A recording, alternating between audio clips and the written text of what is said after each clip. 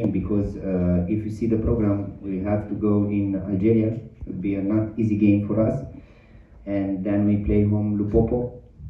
I said from the second game when I played there that will be not easy from all the teams who will play there to win points because the field is artificial. We like to play football, Mamelodi like to play football, MCA like to play football. The time of the game, 3 o'clock, is not for us.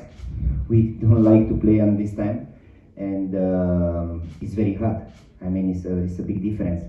That's why I said that time that will be very difficult for all the teams who will go to play against the Popo there to win points. That's why it was for us important tonight to not lose, and our target was to win the 3 points. Mahmoud from Fruit 24. First, congratulations. With Esperance, we provide a very, very good football that time. We win the group that time with Pyramids. Pyramids was the team who win the Champions League last year, and I think it was important for me to have this experience because I have many information about all the team in Africa. It's not easy from outside. If you don't know the football in Africa, it's not easy to train and to have success from the beginning, and the team have to help you. I have luck to train Esperance, and now I'm very lucky to train this team. And I told you before the game that I am very proud about my players. I am very proud about my team. They really don't know how good they are. I try to work with them every day and try to make them understand that they have a really big level. Yes, from Sudan. Afra Hassan, Sudanese Nadina. Based on today performance, today match, how do you see your chance of going through the next round? No, at the moment we have 8 points. I mean, we should go in the next games very concentrate. I like to win the group. This is my target. This was my target, our target from the beginning, to win this group. Everybody start to laugh when I make my first conference because it was only 2 teams, MCI and Sundowns. Now we are the first. We're gonna play the next game in Algeria on 6, and we're gonna try to win the game there also.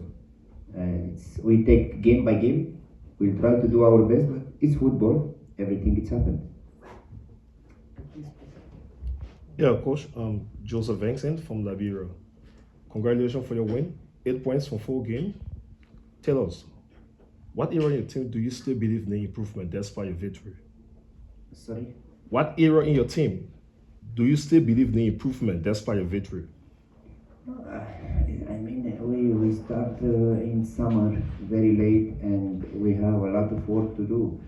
And you know our problems that every 2-3 months, almost all the team go to the national team. You know, we didn't have time to make real preparation. Not in summer, not in winter, because I didn't have the players. And in the same time, we have to play in 2 competitions. We have the league in Sudan and we have the league in Rwanda. We have the Champions League.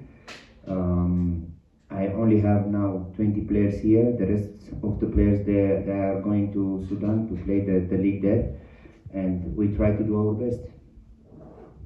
Coach, tell us how do you manage to have 2 teams, one playing in the CAF Champions League and another back home? How much also of that does it talk about the character of Al Hilal? Yeah, it's not easy, but this is the situation at the moment. We have to deal with that, and we have to survive. I mean, we have like 9 players from our team going to Sudan. It was not an easy decision to take when we send the players there, because you know how the players think. They think the coach don't need me for the Champions League. The coach they are not with all the players. It was a difficult situation, but I am very happy that I have this kind of players, and everyone in all the competition, they try to win, and they try to do what we do every day in training. Any more questions? Coach, as you go back to your hotel today, has it dawned on you that you're leading the group, and how proud of you are you of the entire performance of your team? Look, I'm the last one.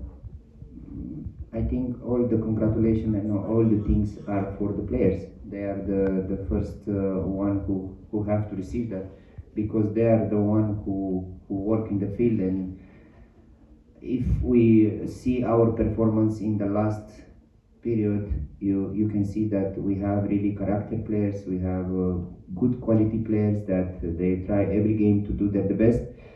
And I am there only to manage the players, to manage the trainings, to manage the atmosphere. Like, I am the one who make the puzzle, But all the best is we have to send to the players, because they are the one who win the game.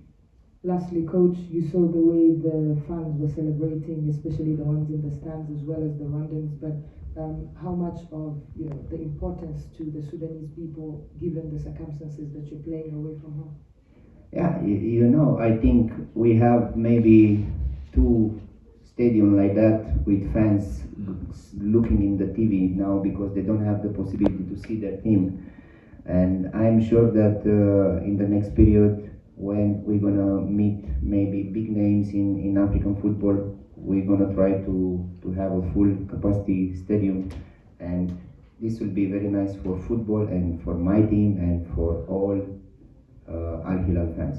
Thank you so much, Coach. Welcome. Thank you very much. Thank you. It's half pitch. And I think we started quite well the game. We also knew that compared to the first game in Pretoria, we would have to play against a more high defensive line. The pressure would be higher. And because of that, we introduced players that can aggress the space. Basically, that's why we put it to players in the front. And I think we had indeed the best opportunities up to the 30th minute of the match.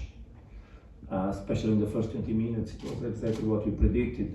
Then there was a moment in the match that we started to, due to that pressure, to look for the space in the back of the defense too quick, throwing long balls, exposing ourselves, stretching our team.